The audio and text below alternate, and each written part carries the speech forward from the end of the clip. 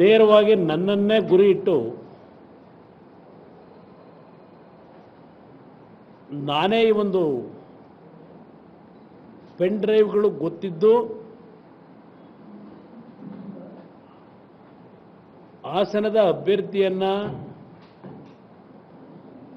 ಚುನಾವಣೆಗೆ ಸ್ಪರ್ಧೆ ಮಾಡಲಿಕ್ಕೆ ಅವಕಾಶ ಕೊಡದೇ ಇರತಕ್ಕಂಥ ರೀತಿಯಲ್ಲಿ ಈ ಹುನ್ನಾರ ಮಾಡಿದ್ದೇನೆ ಅಂತಲೂ ಸಹ ಅದರ ಅರ್ಥ ಇದೆ. ಇದರಲ್ಲಿ ನೋಡಿದೆ, ದಾರಿ ತಪ್ಪಿಸ್ತಾ ಇದ್ದೇವೆ ಅಂತ ಹೇಳಿದ್ದಾರೆ ಅಲ್ವೇ. ಅವ್ರು ಮಾತನಾಡಿರ್ತಕ್ಕಂಥ ಎಲ್ಲ ಟೆಕ್ಸ್ಟ್ನ ಟೈಪ್ ಮಾಡಿ ಕೊಡಪ್ಪ ಅಂತ ಹೇಳಿದ್ದೆ ನಮ್ಮವರಿಗೆ. ಏಕೆಂದರೆ ಅವ್ರು ಭಾಳ ಮಾತಾಡಿದ್ದಾರಲ್ಲ. ಕೃಷ್ಣ ಬೈರೇಗೌಡರು ನಿನ್ನೆ ಮಾತನಾಡಿದ್ದಾರೆ. ನಾನು ಆ ಮಂತ್ರಿಗಳಿಗೆ ಹೇಳ್ತೀನಿ, ಪ್ರಥಮವಾಗಿ ಇದೆಲ್ಲ ಚರ್ಚೆಗೆ ಬರೋದಕ್ಕಿಂತ ಮುಂಚೆ ನಾನು ಒಕ್ಕಲಿಗ ಕ್ಯಾಪ್ ಇಟ್ಕೊಂಡು ಒಕ್ಕಲಿಗರ ರಕ್ಷಣೆಯನ್ನ ಈ ರಾಜ್ಯದಲ್ಲಿ ನಡೆದಿರ್ತಕ್ಕಂಥ ಅತ್ಯಂತ ಕೆಟ್ಟ ಘಟನೆ, ಈ ಒಂದು ಘಟನೆಗೆ ಜಾತಿಯ ಹೆಸರಿನಲ್ಲಿ ರಕ್ಷಣೆ ಪಡ್ಕೊಳ್ಳಲಿಕ್ಕೆ ಹೋಗಲ್ಲ ಅನ್ನೋದನ್ನು ಭಾಳ ಸ್ಪಷ್ಟವಾಗಿ ಹೇಳ್ತೇನೆ. ನಾನು ಎಲ್ಲೂ ಸಹ ಒಕ್ಕಲಿಗ ನಾಯಕ ಅಂತ ಎಲ್ಲೂ ಹೇಳಿಲ್ಲ, ಇಲ್ಲ ನನಗೆ ಯಾರೋ ಪೈಪೋಟಿ ಇದ್ದಾರೆ ಅಂತಲೂ ಹೇಳಿಲ್ಲ. ಏನೋ ಡಿ ಕೆ ಶಿವಕುಮಾರ್ ಅವ್ರದ್ದು ನಮ್ಮದು ಏನೋ ಒಕ್ಕಲಿಗ ನಾಯಕತ್ವಕ್ಕೆ ಪೈಪೋಟಿ ಅಂತಕ್ಕಂಥದ್ದು ಪ್ರತಿನಿತ್ಯ ಚರ್ಚೆಗಳನ್ನು ಗಮನಿಸ್ತಾ ಇದ್ದೇನೆ. ಇದಕ್ಕೆ ಪೂರಕವಾಗಿ ನಾನು ಒಂದು ಪ್ರಕರಣವನ್ನು ನಿಮ್ಮ ಮುಂದೆ ಸ್ಪಷ್ಟೀಕರಣ ಕೊಡ್ತಾ ಇದ್ದೇನೆ. 2006 ಫೆಬ್ರವರಿ ತಿಂಗಳು ನಾನು ರಾಜ್ಯದ ಮುಖ್ಯಮಂತ್ರಿ ಆದೆ. 2 ತಿಂಗಳಿನಲ್ಲಿ ನಾನು 150 ಕೋಟಿ ಹಣವನ್ನು ಸಂಗ್ರಹ ಮಾಡಿದ್ದೇನೆ ಅಂತೇಳಿ ನನ್ನ ಮೇಲೆ ಆಪಾದನೆ ಬಂತು. ಕಾಂಗ್ರೆಸ್ನ ಘಟಾನುಘಟಿ ನಾಯಕರುಗಳು ಎಲ್ಲ ಕೂತಿದ್ದಾರಲ್ಲಿ ವಿಧಾನಸಭೆ ಕಲಾಪದಲ್ಲಿ.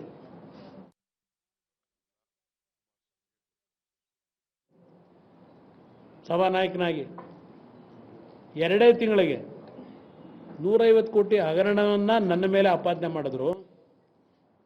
ಸದನದಲ್ಲಿ ಆ ವಿಷಯವನ್ನು ಪ್ರಸ್ತಾವನೆ ಮಾಡಿದಾಗ ನೀವು ಈಗಲೂ ತೆಗೀರಿ, ಸದನದ ಕಡತದಲ್ಲಿದೆ, ಪ್ರೊಸೀಡಿಂಗ್ನಲ್ಲಿ ಒಂದು ಮಾತನ್ನು ಹೇಳಿದೆ ಎಲ್ಲ ವಿರೋಧ ಪಕ್ಷದ ನಾಯಕರುಗಳಿಗೆ.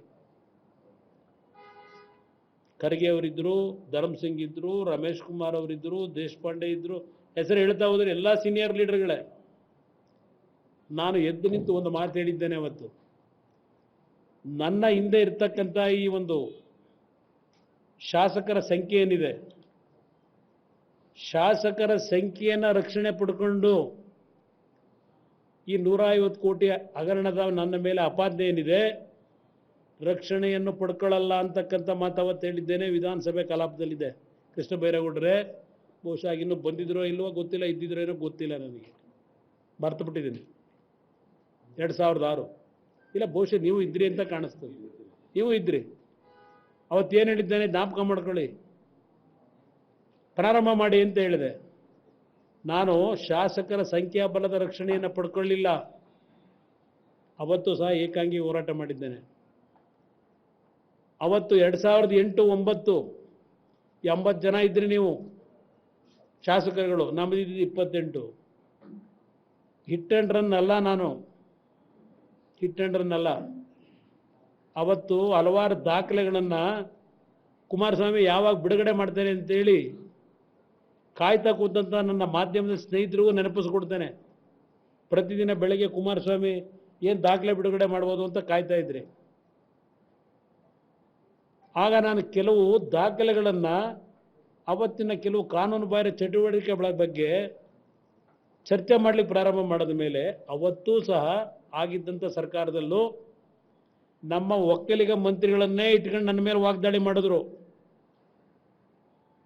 ಇದೆಲ್ಲ ನಾನು ಅನುಭವಿಸಿದ್ದೇನೆ ಈ ಕಳೆದ 20 ವರ್ಷದ ನನ್ನ ರಾಜಕಾರಣದಲ್ಲಿ. ಅವತ್ತು ಸಹ ನಡೀತು. ಇವತ್ತು ನೆನ್ನೆ ನೀವೇನು ಮಾಡಿದ್ದೀರಿ? ಎಲ್ಲ ಒಕ್ಕಲಿಗ ಮಹಾಮಂತ್ರಿಗಳು ಒಬ್ಬನ ಮೇಲೆ ಏಕಾಂಗಿಯಾಗಿ ಈಗಲೂ ಎದುರಿಸ್ತೇನೆ. ಕೃಷ್ಣ ಬೈರೇಗೌಡರಿಗೆ ಹೇಳ್ತೇನೆ, ಈ ಪ್ರಕರಣ ಹೊರಗೆ ಬಂದ ದಿನ ನಾನು ಏನು ಹೇಳಿಕೆ ಕೊಟ್ಟೆ, ಆ ಹೇಳಿಕೆಯಿಂದ ಈ ಕ್ಷಣದವರೆಗೂ ನಾನು ಹಿಂದೆ ಸರಿದಿಲ್ಲ. ಆ ಹೇಳಿಕೆಗೆ ಇವತ್ತು ನಾನು ಬದ್ಧನಾಗಿದ್ದೇನೆ. ಹೇಳಿದ್ದೇನೆ ಇವತ್ತು, ಈ ನೆಲದ ಕಾನೂನಿಗೆ ಯಾರೂ ದೊಡ್ಡವರಲ್ಲ, ತಲೆಬಾಗಲೇಬೇಕು ಕಾನೂನು ಉಲ್ಲಂಘನೆ ಮಾಡಿದ್ರೆ. ತಪ್ಪು ಮಾಡಿದವನು ಉಪ್ಪು ತಿಂದವನು ನೀರು ಕುಡಿಲೇಬೇಕು, ಈ ಪದವನ್ನು ಹೇಳಿದ್ದೇನೆ. ಪಾಪ ನಮ್ಮ ಡೆಪ್ಟಿ ಚೀಫ್ ಮಿನಿಸ್ಟರ್ ಹೇಳಿದ್ದಾರೆ, ಕುಮಾರಸ್ವಾಮಿ ಅವರೇ ಹೇಳಿದ್ದಾರೆ, ನಮ್ಮ ಬ್ರದರ್ ಕುಮಾರಣ್ಣ ಅವರು ಉಪ್ಪು ತಿಂದವನು ನೀರು ಕುಡಿಲೇಬೇಕು ಅಂತ ಹೇಳಿ. ರೇವಣ್ಣ ಅವ್ರ ಕುಟುಂಬ ನನ್ನ ಕುಟುಂಬ ಅಲ್ಲ ಅಂತ ಹೇಳಿದ್ದಾರೆ. ನಾನು ಯಾವ ಅರ್ಥದಲ್ಲಿ ಹೇಳಿದ್ದೇನಪ್ಪ? ಯಾವ ಅರ್ಥದಲ್ಲಿ ಹೇಳಿದ್ದೇನೆ? ಎಲ್ಲರೂ ನೀವು ದೇವೇಗೌಡರ ಕುಟುಂಬ ಅಂತ ಇವತ್ತು ದೇಶದಲ್ಲಿ ಕಳೆದ 60 ವರ್ಷದಿಂದ ನಾವು ಪಾಲಿಟಿಷಿಯನ್ ಆಗಿದ್ರು, ನಮ್ಮ ವ್ಯವಹಾರಗಳು, ನಮ್ಮ ರಾಜಕಾರಣ ನಮ್ಮದಂತೆ ಒಂದು ಸೀಮಿತವಾದಂಥ ಭಾಗದಲ್ಲಿ ನಾವೇನಿದ್ದೇವೆ. ನಮ್ಮ ಇಂಡಿಪೆಂಡೆಂಟ್ ಜೀವನ ಮಾಡ್ತಾ ಇದ್ದೇವೆ. 4 ಜನ ಮಕ್ಕಳಿದ್ದೇವೆ ದೇವೇಗೌಡರಿಗೆ, 2 ಹೆಣ್ಮಕ್ಳಿದ್ದಾರೆ, 4 ಗಂಡು ಮಕ್ಕಳಿದ್ದೇವೆ. ಪಾರ್ಟಿಷನ್ ಆಗಿದ್ದೇವೆ. ನಮ್ಮ ವ್ಯವಹಾರಗಳಿರ್ಬೋದು, ನಮ್ಮ ರಾಜಕಾರಣ. ಈಗ ರಾಜಕಾರಣದ್ದೇ ಬಂದರೆ ನಾನು ಈ ಕ್ಷಣದವರೆಗೆ ಹಾಸನದ ರಾಜಕೀಯದಲ್ಲಿ ಇನ್ವಾಲ್ವ್ ಆಗಿದ್ದೇನೆ. ಒಂದು ಬಾರಿ ಇನ್ವಾಲ್ವ್ ಆಗಿದ್ದೇನೆ, ಒಂದೇ ಬಾರಿ ಇನ್ವಾಲ್ವ್ ಆಗಿದ್ದ ಹಾಸನದಲ್ಲಿ. 2023 ಚುನಾವಣೆ ಬಹಳ ದೊಡ್ಡ ಮಟ್ಟದ ಚರ್ಚೆ ನಡೀತು ಅವತ್ತು. ನಾನು ಒಂದೇ ಮಾತು ಹೇಳಿದ್ದೆ, ನನ್ನ ಒಬ್ಬ ಪಕ್ಷದ ಸಾಮಾನ್ಯ ಕಾರ್ಯಕರ್ತನ ಹಾಸನದ ವಿಧಾನಸಭೆ ಚುನಾವಣೆಯಲ್ಲಿ ಆಯ್ಕೆ ಮಾಡೋದ್ರ ಮುಖಾಂತರ ಒಬ್ಬ ಕಾರ್ಯಕರ್ತನ ಗೆಲ್ಲಿಸ್ಕೊಂಡ್ಬರ್ತೀನಿ ಅಂತ ಹೇಳಿ. ಅವತ್ತೂ ಸಹ ನಮ್ಮ ಕುಟುಂಬದಿಂದಲೇ, ಕುಟುಂಬ ಅಂತ ನೀವು ಹೇಳ್ತಾ ಇದ್ದೀರಲ್ಲ, ರೇವಣ್ಣ ಅವರ ಕುಟುಂಬದಿಂದಲೇ ಅಭ್ಯರ್ಥಿ ಆಗಬೇಕು ಅಂತ ಅವ್ರ ಧರ್ಮಪತ್ನಿಯವರು ಪ್ರಯತ್ನ ಪಟ್ಟರು. ಆದರೆ ನಾನು ಕಾರ್ಯಕರ್ತರಿಗೆ ಏನು ಮಾತು ಕೊಟ್ಟಿದ್ದೆ, ಆ ಮಾತು ಉಳಿಸ್ಕೊಂಡೆ ಅವತ್ತು ಕೊಟ್ಟಿದ್ದೇವೆ. ಅದಕ್ಕೂ ಸಹ ಇತ್ತೀಚೆಗೆ ಏನಾಗಿದೆ,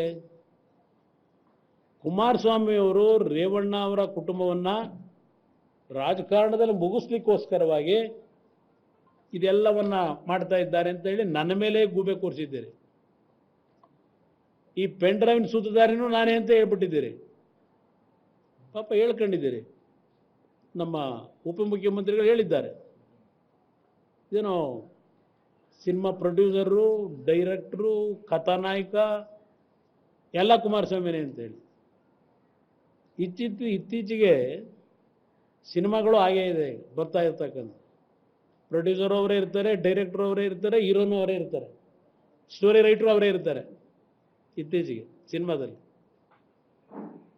ಹೌದಪ್ಪ, ನಾನು ಡೈರೆಕ್ಟ್ರು ಇದ್ದೇನೆ, ಪ್ರೊಡ್ಯೂಸರು ಆಗ್ತೇನೆ, ಮಾಡಿದ್ದೀನಿ ಸಿನಿಮಾದಲ್ಲಿ, ಆ್ಯಕ್ಟಿಂಗ್ ಮಾಡಿಲ್ಲ. ಕತೆ ಮಾಡಬೇಕಾದ್ರೆ ಕೂತು ಕತೆ ಮಾಡಿಸಿದ್ದೇನೆ ಸಿನಿಮಾದಲ್ಲಿ. ಇಲ್ಲಿ ಕಥಾನಾಯಕ ಅಂತ ಹೇಳಿದೆಯಲ್ಲಪ್ಪ, ಏನು ಏಕವಚನದಲ್ಲಿ ಮಾತಾಡಬಾರದು ಅಂತಾರೆ. ಗೌರವಾನ್ವಿತ ನಮ್ಮ ಉಪಮುಖ್ಯಮಂತ್ರಿಗಳು, ನಮ್ಮ ಎಲ್ಲ ಮಂತ್ರಿಗಳು ಗೌರವಾನ್ವಿತರು ಅವರೆಲ್ಲ. ಏಕವಚನದಲ್ಲಿ ಮಾತಾಡಿ ನಿಮ್ಮ ಮನಸ್ಸಿಗೆ ನೋವಾಗಿದ್ದರೆ ವಿಷಾದನೂ ವ್ಯಕ್ತಪಡಿಸ್ತೀನಪ್ಪ. ಇಲ್ಲಿ ಪ್ರಶ್ನೆ, ನನ್ನನ್ನು ಈ ಒಂದು ಘಟನೆಗೆ ಕಥಾನಾಯಕನ ಮಾಡಲಿಕ್ಕೆ ಹೊರಟಿದ್ದೀರಲ್ಲ. ಇತ್ತೀಚಿನ ದಿನಗಳಲ್ಲಿ ಹಲವಾರು ಸಿನಿಮಾಗಳು ಬಂದವೆ, ನೋಡ್ತಾ ಇರ್ತೀರಿ. ಹಲವಾರು ಸಿನಿಮಾಗಳಲ್ಲಿ ಯಾವ ರೀತಿ ಕತೆ ಎಣಿತಾರೆ, ಹಲವಾರು ಸಂದರ್ಭದಲ್ಲಿ ಆ ಘಟನೆಗಳಿಂದ ಯಾವ್ಯಾವ ರೀತಿ ನೈಜತೆ ಇರುತ್ತೋ ನೈಜತೆ ಇರಲ್ವೋ, ಇಕ್ಕಟ್ಟಿಗೆ ಸಿಲುಕ್ತಕ್ಕಂಥದ್ದೇನಿದೆ ಅದು ನಾವು ನೋಡ್ತೀವಿ ಸಿನಿಮಾದಲ್ಲಿ. ಅಂಥ ಸಿನಿಮಾಗಳೇ ಭಾಳ ಹಿಟ್ಟಾಗ್ಬಿಡ್ತವೆ. ನೋಡಿ, ಹಿಂದೆ ಒಂದು ನಮ್ಮ ಸುನಿಲ್ ಕುಮಾರ್ ದೇಸಾಯಿ ಉತ್ಕರ್ಷ ಅಂತ ಒಂದು ಸಿನಿಮಾ ಬಂದಿತ್ತು. ಹೆಣ್ಮಕ್ಳ ಮೇಲೆ ಯಾವ ರೀತಿ ದೌರ್ಜನ್ಯ ಮಾಡ್ತಾರೆ ಅಂತಕ್ಕಂಥದ್ದು ಒಂದು ದೊಡ್ಡ ಪಿಕ್ಚರ್ ಬಂದಿತ್ತು, ಉತ್ಕರ್ಷ. ಮೊನ್ನೆ ತಾನೇ ಇತ್ತೀಚೆಗೆ ಅದು ಯಾವುದು ದೃಶ್ಯಂ ಅಂತ ಬೇರೆ ಬಂತಲ್ಲ, ಮಲಯಾಳಿದು ಡಬ್ಬಿಂಗು. ಬಹುಶಃ ಅದು ಈ ರೀತಿಯ ಒಂದು ಘಟನೆಗೆ ಒಂದು ಸಂಬಂಧಪಟ್ಟಂಥ ಒಂದು ಸಣ್ಣ ಚಿತ್ರ ಅಲ್ವೇ. ಸಮಾಜದಲ್ಲಿ ಈಗ ಈ ರೀತಿಯ ಚಿತ್ರಗಳು ಬರ್ತಾ ಇರೋದು ನೋಡ್ತಾ ಇದ್ದೇವೆ, ನಾವು ನೋಡ್ತಿದ್ದೇವೆ, ನೀವು ನೋಡ್ತಾ ಇದ್ದಾರೆ. ಇಲ್ಲಿ ಪಾಪ ನೆನ್ನೆ ಕೃಷ್ಣ ಬೈರೇಗೌಡರು ಹೇಳಿದ್ದಾರಲ್ಲ, ಇದು ಪ್ರಪಂಚದ ಅತಿ ದೊಡ್ಡ ಲೈಂಗಿಕ ಹಗರಣ. ಇದು ಈ ಹಗರಣದ ಪ್ರಾಮುಖ್ಯತೆಯನ್ನು ನಾವು ಮರೆತಿದ್ದೇವೆ. ಕೃಷ್ಣ ಬೈರೇಗೌಡರೇ, ಯಾರು ಮರೆಸ್ತಾ ಇರೋದು ಇದನ್ನ ಪ್ರಕರಣನ? ಯಾರಿಂದ ಮರಿಲಿಕ್ಕೆ ಹೋಗ್ತಾ ಇದೆ ಇದು ಪ್ರಕರಣ? ನಾವು ಮರೆಸ್ಲಿಕ್ಕೆ ಹೋಗಿದ್ದೇವಾ? ಈ ಒಂದು ಪೆನ್ ಡ್ರೈವ್ ಬಿಟ್ರಲ್ಲ, ಕೆಲವರು 25,000 ಪೆನ್ ಡ್ರೈವ್ ಅಂತಾರೆ, 1 ಲಕ್ಷ ಪೆನ್ ಡ್ರೈವ್ ಅಂತಾರೆ. ಪೆನ್ ಡ್ರೈವ್ ಬಿಟ್ಟಿರೋದು ಇದು ಪ್ರಪಂಚದ ಅತಿ ದೊಡ್ಡ ಲೈಂಗಿಕ ಹಗರಣ. ಈ ಹಗರಣದ ಪ್ರಾಮುಖ್ಯತೆಯನ್ನು ನಾವು ಮರೆತಿದ್ದೇವೆ. ಇದರ ಗಮನ ಬೇರೆಡೆಗೆ ಸೆಳೆಯುವ ಹುನ್ನಾರ ನಡೆಯುತ್ತಿದೆ. ನಾನು ಕೇಳಲಿಕ್ಕೆ ಬಯಸ್ತೀನಿ ಕೃಷ್ಣ ಬೈರೇಗೌಡರೆ, ಇಂಥ ಒಂದು ದೊಡ್ಡ ಲೈಂಗಿಕ ಪ್ರಕರಣನ ನೀವೇ ಹೇಳ್ತಾ ಇದ್ದೀರಿ, ಪೆನ್ ಡ್ರೈವ್ ಬಿಟ್ರಲ್ಲಪ್ಪ ಎಲೆಕ್ಷನ್ಗೆ 3 ದಿವಸ ಇದ್ದಾಗ. ಪೆನ್ ಡ್ರೈವ್ ಬಿಟ್ಟಿದ್ದು ಈ ಲೈಂಗಿಕ ಹಗರಣ ವಿಶ್ವದಾದ್ಯಂತ ಪ್ರಚಾರ ಕೊಡಲಿಕ್ಕೆ. ಈ ಕರ್ನಾಟಕ ರಾಜ್ಯದಲ್ಲಿ ಇಂಥದ್ದೊಂದು ಘಟನೆ ನಡೆದಿದೆ ಅಂತೇಳಿ ಬೃಹದೀಕರಿಸ್ತವ್ರು ನಾವೇನಪ್ಪ? ಈ ಲೈಂಗಿಕ ಪ್ರಕರಣದ ಬಗ್ಗೆ ಏನು ಪೆನ್ ಡ್ರೈವ್ ಬೀದಿಯಲ್ಲಿ ಚೆಲ್ಲಾಟ ಹಾಕಿದ್ರಲ್ಲ, ಮಾಡೋದಲ್ಲ, ಇಡೀ ದೇಶದಲ್ಲಿ ನರೇಂದ್ರ ಮೋದಿ ಅವರನ್ನ, ಅಮಿತ್ ಶಾ ಅವರನ್ನ ಪ್ರಶ್ನೆ ಮಾಡಿದ್ರಿ ಈ ಪೆನ್ ಡ್ರೈವ್ ಬಿಟ್ಟ ನಂತರ. ಅಮಿತ್ ಶಾ ಅವರೇ, JDS ಜೊತೆ ನಿಮ್ಮ ಮೈತ್ರಿ ಮುಂದುವರಿತದ ಇಲ್ವೋ ಅದನ್ನು ಬಹಳ ಸ್ಪಷ್ಟಪಡಿಸಿ ಮುಂಚೆ ಅಂತಕ್ಕಂಥ ಎಷ್ಟು ಹೇಳಿಕೆಗಳು ಕೊಟ್ರಿ? ಯಾರ್ಯಾರು ಎಷ್ಟು ಹೇಳಿಕೆ ಕೊಟ್ರಿ? ಇಲ್ಲಿ ನಿಮಗೆ ಲೈಂಗಿಕ ದೌರ್ಜನ್ಯದ ಹಿನ್ನೆಲೆ ಇರ್ತಕ್ಕಂಥವ್ರು ಶಿಕ್ಷೆ ಆಗೋದು ಬೇಕಾಗಿಲ್ಲ. ನಿಮಗೂ ಬೇಕಾಗಿರೋದು ಜನತಾದಳ BJPಯ ಮೈತ್ರಿ ಮುಂದುವರಿಯುತ್ತೋ ಇಲ್ವೋ ಈ ಲೆಕ್ಕಾಚಾರದಲ್ಲಿದ್ದೀರಿ. ನಾನು ಒಂದು ಹೇಳ್ತೀನಿ ನಿಮಗೆ,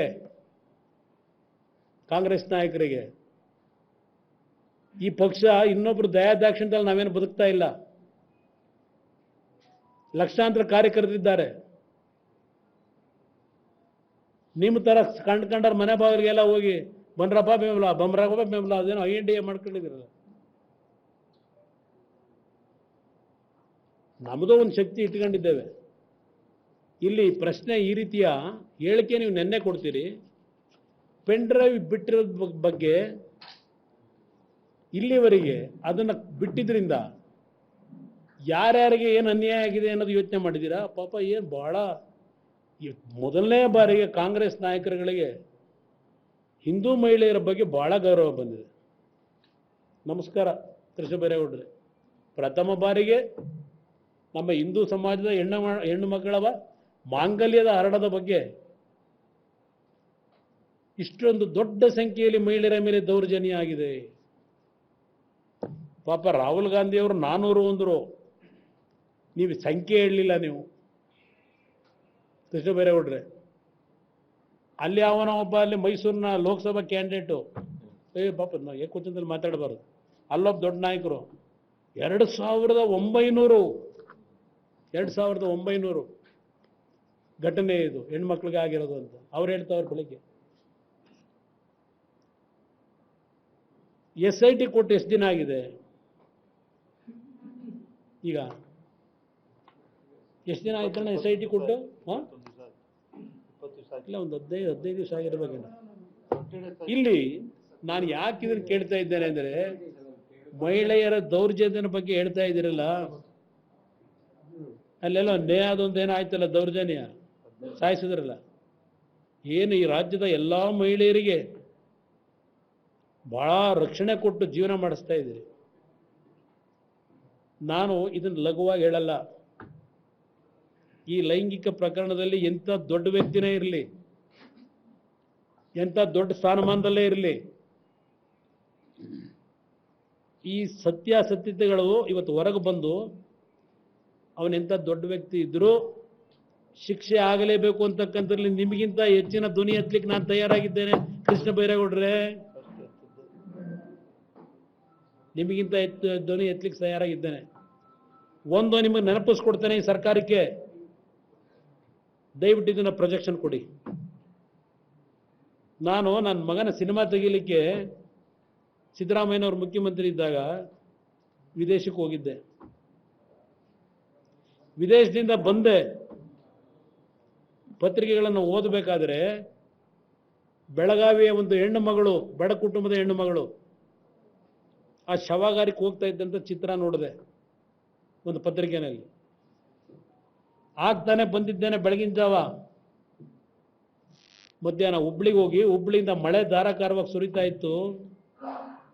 ಆ ಹಳ್ಳಿಗೆ ಹೋಗಿ ಆ ಕುಟುಂಬದ ಹೆಣ್ಣುಮಗಳೇನಿದ್ರು ಏನು ಘಟನೆ ನಡೀತು ಅಂತಕ್ಕಂಥದ್ದನ್ನು ಅಲ್ಲಿ ಸತ್ಯಾಂಶ ತಿಳ್ಕೊಂಡು ಬಂದು, ಕೃಷ್ಣ ಬೈರೇಗೌಡರೇ ಅವತ್ತು ನೀವು ಮಂತ್ರಿಗಳಲ್ವೇ, ಸಿದ್ದರಾಮಯ್ಯರ ಮಂತ್ರಿಮಂಡಲದಲ್ಲಿ ಲಾ ಮಿನಿಸ್ಟರ್ ಆಗಿದ್ರೋ ಏನಾಗಿದ್ರಿ ಆಗ?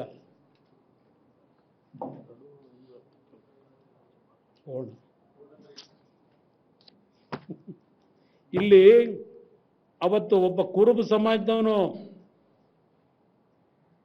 ಈಗ ಜಾತಿ ಹೇಳ್ತಾ ಇದ್ದೀರಲ್ಲ, ಒಕ್ಕಲಿಗರ ಜಾತಿ ಹಿಡ್ಕೊಂಡು ಹೊರಟಿದೀಯ ಅಂತ, ಒಬ್ಬ ಕುರುಬ ಸಮಾಜದ ಅತ್ಯಂತ ನಿಷ್ಠಾವಂತ ಅಧಿಕಾರಿ ಯಾತಕ್ಕೆ ಆತ್ಮಹತ್ಯೆ ಮಾಡ್ಕೊಂಡ? ಆತ್ಮಹತ್ಯೆ ಯಾಕೆ ಮಾಡ್ಕೊಂಡಿದ್ದ ಅಧಿಕಾರಿ? ರಕ್ಷಣೆ ಕೊಟ್ಟಿದ್ರ? ಆ ನಿಷ್ಠಾವಂತ ಅಧಿಕಾರಿಯ ಧರ್ಮಪತ್ನಿ, ಆ ಧರ್ಮಪತ್ನಿಯ ಮಾಂಗಲ್ಯ ಉಳಿಸಿದ್ರಪ್ಪ ನೀವು ಕೃಷ್ಣ ಬೈರೇಗೌಡ್ರೆ? ನಿಮ್ಮ ಮುಖ್ಯಮಂತ್ರಿ ಉಳಿಸಿದ್ರೇನ್ರಿ ಆ ಹೆಣ್ಣುಮಗಳ ಮಾಂಗಲ್ಯನ? ಮಾಂಗಲ್ಯ ಹರಣ ನರೇಂದ್ರ ಮೋದಿ ಅವರೇನು ಹೇಳಿಕೆ ಕೊಟ್ಟರು ಅಂತ ಈಗ ಇದಿಟ್ಕೊಂಡು ಕೂತಿದ್ದೀರಿ. ಅವತ್ತು ಆ ಹೆಣ್ಣುಮಗಳ ಬದುಕೇನಾಯ್ತು ಅನ್ನೋದು ಪ್ರಶ್ನೆ ಮಾಡಲಿಲ್ಲ, ನೀವು ಯೋಚನೆ ಮಾಡಲಿಲ್ಲ ನಿಮಗಳು. ಆ ಹೆಣ್ಣುಮಗಳ ಪರಿಸ್ಥಿತಿ, ಆ ಕುಟುಂಬದ ಪರಿಸ್ಥಿತಿಯನ್ನು ಸ್ಥಳ ಪರಿಶೀಲನೆ ಮಾಡಿ ವಿಧಾನಸಭೆಯಲ್ಲಿ ಬಂದು ಚರ್ಚೆ ಮಾಡಿದಂಥವ್ನು ನಾನು. ಇವತ್ತು ನನ್ನ ಬಗ್ಗೆ ಪ್ರಶ್ನೆ ಮಾಡ್ತೀರಾ? ನಾನು ಆ ಹೆಣ್ಣುಮಗಳ ಬಗ್ಗೆ ಎಲ್ಲ ವಿಷಯ, ಒಂದು ಕುಟುಂಬದ ಪರಿಸ್ಥಿತಿನ ವಿಧಾನಸಭೆಯಲ್ಲಿ ಚರ್ಚೆ ಮಾಡಿದ ಮೇಲೆ ಇವತ್ತು ಆ ಹೆಣ್ಣುಮಗಳಿಗೆ ಒಂದು ದಾರಿ ದೊರಕ್ತು. ಏನೋ ಸಬ್ರಿ ಸ್ಟಾರೋ ಏನೋ ಮಾಡಿದ್ದೀರಿ. ನಾನು ಆ ವಿಷಯ ರೈಸ್ ಮಾಡದೆ ಹೋಗಿದ್ರೆ ಆ ಹೆಣ್ಮಗಳ ಪರಿಸ್ಥಿತಿ ಏನಾಗೋದು? ಮಾಂಗಲ್ಯ ಹರಣದ ಬಗ್ಗೆ ನನ್ನನ್ನು ಪ್ರಶ್ನೆ ಮಾಡ್ತೀರಾ ಕೃಷ್ಣ ಬೈರೇಗೌಡ್ರೆ?